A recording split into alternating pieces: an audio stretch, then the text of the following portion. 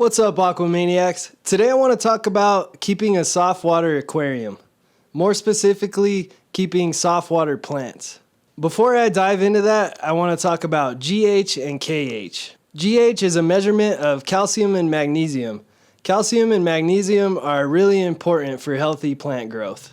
GH does not affect pH. It can't make pH go higher or lower. KH stands for carbonate hardness and measures carbonates and bicarbonates in the water. When you add bicarbonates to water, it generally raises pH. If someone has hard tap water, it's probably because like the aquifer or wherever their source water is coming from has a lot of limestone, which has a lot of calcium and calcium carbonate. KH also means alkalinity, aka like the water's buffering capacity. Alkalinity could be a whole nother video, but for today, I'm just gonna say alkalinity keeps pH more stable when you're adding acids like carbonic acid, aka just adding CO2 into your tank. It also buffers hydrogen ions that are formed during the nitrification process. Hydrogen ions lower pH, and the KH buffers it so that the pH doesn't drop. KH is a temporary hardness, meaning it could be boiled out of water. GH can't be boiled out of water. That doesn't really have to do with aquariums because we're not boiling our aquarium water. Well, I really hope you're not, but that's what temporary and permanent hardness are. When you have a buffering substrate like this, like ADA Amazonia or other aqua soils that buffer, when you add high KH water into it, the aqua soil actually buffers it and lowers the KH in the aquarium. That's another reason why it's called temporary hardness, because it can be buffered out. So GH is a permanent hardness and KH is a temporary hardness. If you look at the periodic table of elements, this row is called alkaline earth metals, aka group 2 metals.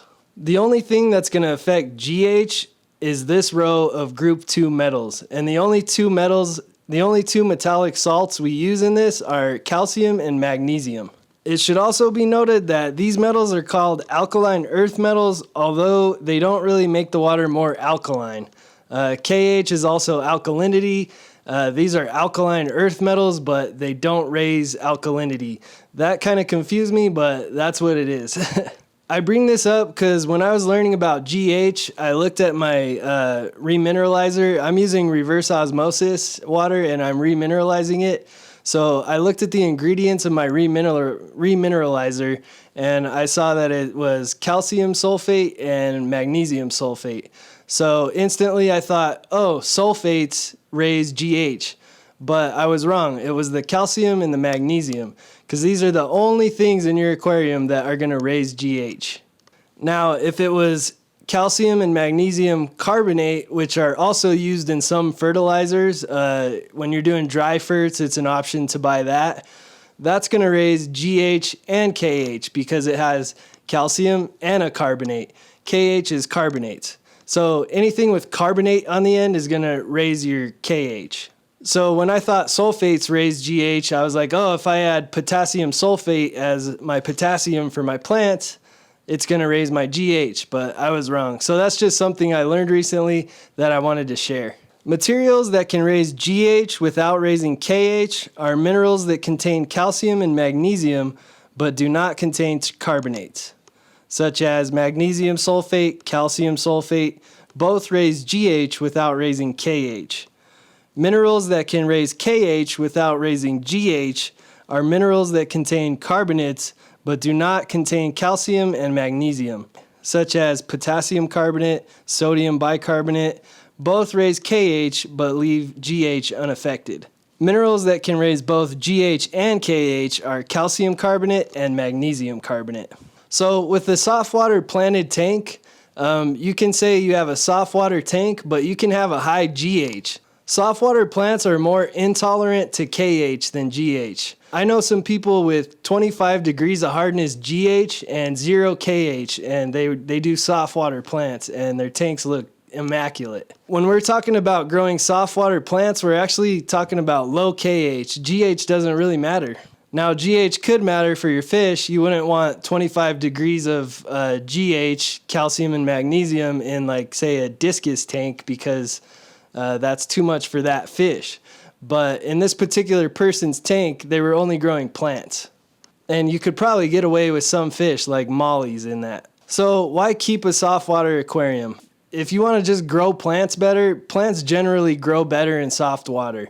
Don't get me wrong, there's like awesome tanks that have high KH, but I believe that plants generally prefer lower KH. And I think this was kind of a problem I was having. Like, I have really high KH tap water, not like super high, but I think it was 6 to 7 degrees.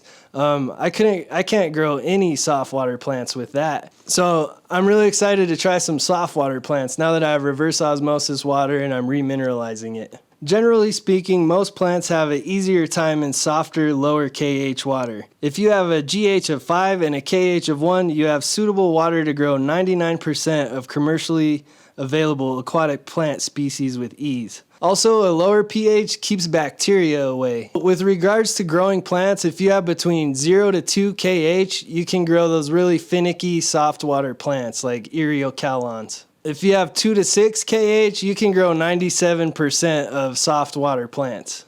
If you have 6 to 12 kH, you can grow 90% of aquarium plants, but it might be suboptimal for some of them. If you have 18 kH, which I hope you don't, you're going to have problems. Like I said before, don't get me wrong, I know people that grow, awesome tanks and higher KH. I'm on a few aquarium groups on Facebook and Discord, and I see these like really immaculate, like rare plant tanks, even regular plant tanks, and they just look beautiful.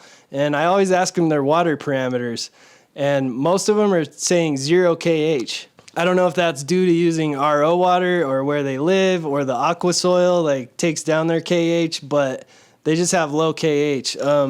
Before this tank, I think I was using Eco Complete, and I have high KH water, and I wasn't really getting good results. Besides that, I think I had some crap in my water that was giving me algae. But we're going to find out with this tank if using RO water is going to fix that. I had diatoms, and they didn't go away. Everyone says, your diatoms are going to go away. Mine never went away, diatom algae. It sucked. So I broke down. I'm like, I don't want to keep cleaning this. Like, I'm either going to quit or I'm going to try RO water. So I tried RO water. So if you Google, like, what is a soft water aquarium, it's going to say it's an aquarium with low minerals. But I guess the point of this video is you can have a high mineral soft water aquarium.